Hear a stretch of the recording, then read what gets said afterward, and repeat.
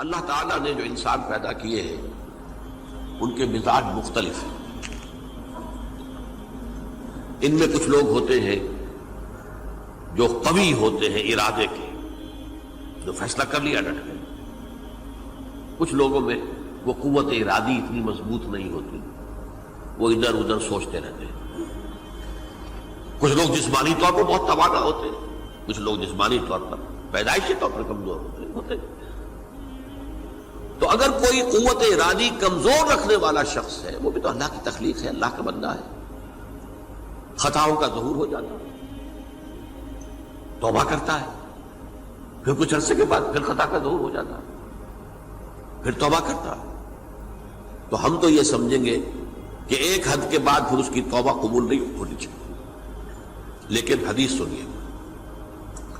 وعن ابی ہریرہ رضی اللہ تعالی عنہ قال قال رسول اللہ صلی اللہ علیہ وسلم ان عبدا اذنب ذنبا، یقیناً ایک بندہ جو ہے وہ ایک گناہ کرتا ہے. فقال، پھر وہ کہتا ہے رب، اے میرے پروردگار، اذنبت فاغفر لی، مجھ سے گناہ ہو گیا ہے، مجھے معاف فرما دے. فقال ربہ، تو پروردگار یہ کہتا ہے اعلم عبدی ان لہ ربا یغفر الذنب ویأخذ بہ، میرا یہ بندہ یہ جانتا ہے کہ اس کا ایک رب ہے جو گناہ معاف بھی کر سکتا ہے اور سزا دے بھی سکتا ہے. کیا معنی ہوئے؟ گناہ اس نے کیا ہے لیکن جانتا ہے اللہ کو کہ وہ معاف بھی فرما سکتا ہے، تبھی تو وہ اللہ سے معافی کی درخواست کر رہا ہے.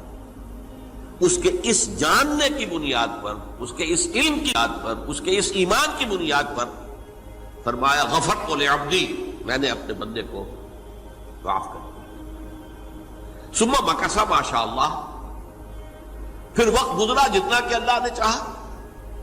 ثم اذنب ذنبا، پھر اس سے گناہ ہو گیا. فقال رب اذنبت ذنبا فاغفر، پھر کہتا ہے پروردگار مجھ سے گناہ ہو گیا، پھر مجھے معاف فرما دے. فقال ربہ، اللہ فرماتا ہے عالم عبدی ان لہ ربا یغفر الذنب ویأخذ بہ، میرا بندہ ہے نا جو جانتا ہے کہ اس کا ایک رب ہے، ایمان باللہ اس کے اندر ہے، تبھی تو پکار رہا ہے. اور یہ بھی جانتا ہے کہ وہ گناہ معاف بھی کر سکتا ہے اور چاہے تو پکڑ بھی سکتا ہے، سزا بھی دے سکتا ہے. تو فرمایا، اللہ تعالیٰ فرماتے ہیں میں نے فرمایا کہ میں نے معاف کر دیا. ثم مکث ما شاء اللہ، پھر ایک عرصہ گزرا اس کے بعد. ثم اذنب ذنبا، پھر اس نے گناہ کیا. قال رب اذنبت ذنبا آخر، اس نے کہا پروردگار میں نے تو پھر ایک اور گناہ کر دیا، فاغفر لی، مجھے بخش دے. فقال اعلم عبدی ان لہ ربا یغفر الذنب ویأخذ بہ، میرا بندہ جانتا ہے نا کہ اس کا ایک رب ہے جسے وہ پکار رہا ہے، کہ وہ جانتا ہے کہ اسے اختیار حاصل ہے کہ چاہے تو بخش دے اور چاہے تو پکڑ لے.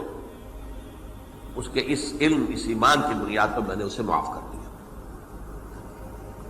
ایک اور حدیث، میں نے چونکہ اس گفتگو کے لیے ان احادیث کا تفحص کیا ہے، یہ تو بہت ہیں حدیثیں، میں نے ان میں سے کچھ چنی ہیں. ہمارے بعض واعظ ناصح وہ بھی کسی شخص کو روکتے رہے، برائیوں سے روکتے رہے، نہیں رکتا تو کہیں غصے میں آ کے اللہ تجھے کبھی معاف نہیں کرے گا. یہ کتنا بڑا جرم ہے، اس کا اندازہ کیجئے اس حدیث سے. تم میرے بندے کو میری رحمت سے مایوس کر رہے ہیں، کتنا بڑا جرم ہے، اس کا اندازہ کیجئے. یہ مسلم شریف کی روایت ہے عن جندب، حضرت جندب رضی اللہ تعالی عنہ سے، ان رسول اللہ صلی اللہ علیہ وسلم حدث، کہ اللہ کے رسول صلی اللہ علیہ وسلم نے ایک واقعہ بیان کیا. ان رجلا قال، کہ ایک شخص نے یہ کہا واللہ لا یغفر اللہ لفلان، کہ خدا کی قسم اللہ تعالیٰ فلاں شخص کو کبھی معاف نہیں کرے گا. وَأَنَّ اللَّهَ تَعَالَى قَالَ، اس پر اللہ تعالیٰ نے یہ فرمایا منزل الذی یتعالی علیہ، یہ کون ہے جو میرے اوپر حکومت کرنے والا آ گیا، جو میری طرف سے حکم لگا رہا کہ میں کبھی معاف نہیں کروں گا؟ منزل الذی، کون ہے وہ شخص، الذی یتعالی علیہ انی لا اغفر لفلان، کہ میں فلاں شخص کو کبھی معاف نہیں کروں گا، قد غفرت لفلان، اس کو تو میں نے معاف کر دیا، واحبطت عملہ، اس شخص کے تمام اعمال میں نے ضائع کر دیے کہ تم نے میرے بندے کو مایوس کیا۔ یہ ہے جرم کی انکار۔ تو توبہ کی دعوت دیتے رہو، توبہ کے لیے لوگوں کو آمادہ کرتے رہو، توبہ جو ہے اس کے لیے ترغیب دیتے رہو، اللہ تعالیٰ معاف فرمانے والا۔ اب آخری حدیث سنا رہا ہوں، یہ تو بہت ہی عجیب حدیث ہے اور متفق علیہ، یہ بخاری اور مسلم دونوں میں۔ حضرت ابو سعید الخدری رضی اللہ تعالی عنہ جو ہے وہ اس کے راوی ہیں۔ حضور نے فرمایا کانا فی من کانا قبلکم رجل قتل 99 نفسا، تم سے پہلے جو امت تھی بنی اسرائیل، گویا کہ ان کا ذکر ہے، اس میں ایک آدمی ایسا تھا جس نے 99 قتل کیے تھے۔ اب آپ اندازہ کیجئے کتنا بڑا گناہ کبیرہ ہے قتل۔ قرآن مجید میں آتا ہے وَكَأَنَّمَا قَتَلَ النَّاسَ جَمِيعًا، اگر ایک انسان کو بھی ناحق قتل کر دیا گیا تو یہ ایسی ہے گویا کہ اس نے پوری نوع انسانی کو قتل کر دیا، اس نے 99 قتل کیے۔ فَهَلْ لَهُ مِن تَوْبَةٍ، پھر اس کے بعد یہ ہوا کہ اس کے اندر توبہ کا جذبہ پیدا ہوا۔ فَسَأَلَ عَنْ أَعْلَمِ أَهْلِ الْأَرْضِ، تو اس نے پھر سوال کیا، لوگوں سے پوچھا کہ زمین میں رہنے والوں میں کون سب سے بڑا عالم ہے؟ فَدُلَّ عَلَى رَاهِبٍ، تو اسے بتایا گیا فلاں راہب فلاں جگہ پر ہے، وہ بہت نیک ہے، بڑا عالم ہے۔ فَأَتَاهُ، وہ اس کے پاس آیا، فَقَالَ أَنَّهُ قَتَلَ 99 نَفْسًا فَهَلْ لَهُ مِن تَوْبَةٍ، انہوں نے کہا دیکھیے راہب صاحب، میں نے 99 انسان قتل کیے، اب مجھے یہ بتائیے کہ میرے لیے توبہ کا کوئی امکان ہے؟ فقال لا، اس نے کہا نہیں۔ فقتلہ، اس نے اس کو بھی قتل کر دیا۔ فکمل بہ 100، اپنی سینچری مکمل کر لی، مطلب 99 کے بعد ایک ہی کسر تھی، اس کو بھی قتل کیا، 100 پورے کر لیا۔ ثم سأل عن عالم اہل الارض، پھر اس نے پوچھا کوئی اور کوئی بڑے عالم انسان ہو۔ فدل علی رجل عالم، پھر اس کی رہنمائی کی گئی ایک بڑے عالم شخص کی طرف۔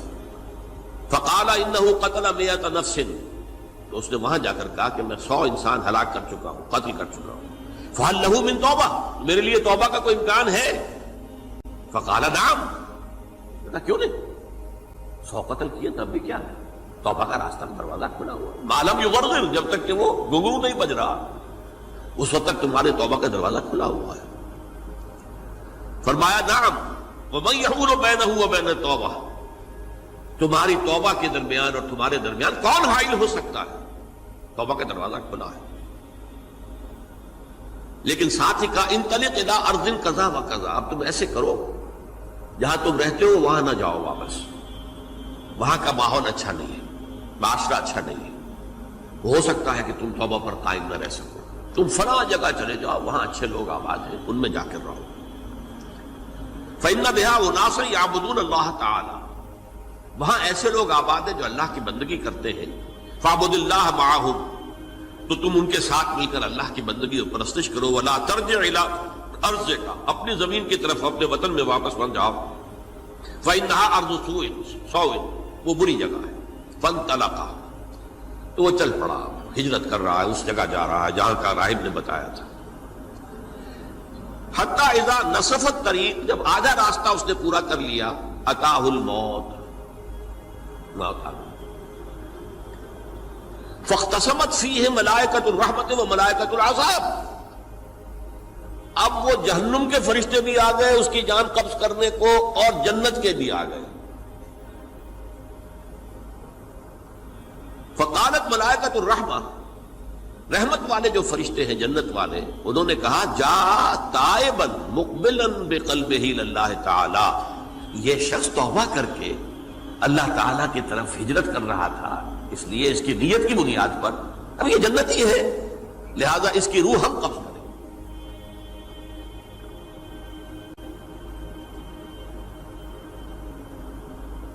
وقالت الملائکۃ العذاب، اور وہ جو عذاب والے فرشتے ہیں وہ کہیں گے انہ لم یعمل خیرا قط، تو نے توبہ کے بعد کوئی نیک عمل تو کیا ہی نہیں، تو کس بنیاد پر اس کو تم جنت میں لے جاؤ گے؟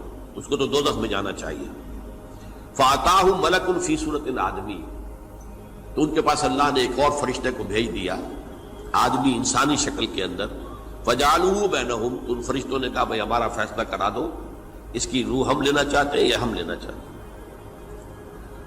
انہیں حکم بنا لیا۔ فقال قیسوا ما بین الارضین فإلی ایتہما کان اقرب، کہ تم فاصلہ ناپ لو جہاں سے وہ چلا ہے اور جہاں جا رہا تھا اور یہاں اس کی موت ہو رہی ہے، تو کون سا فاصلہ زیادہ ہے؟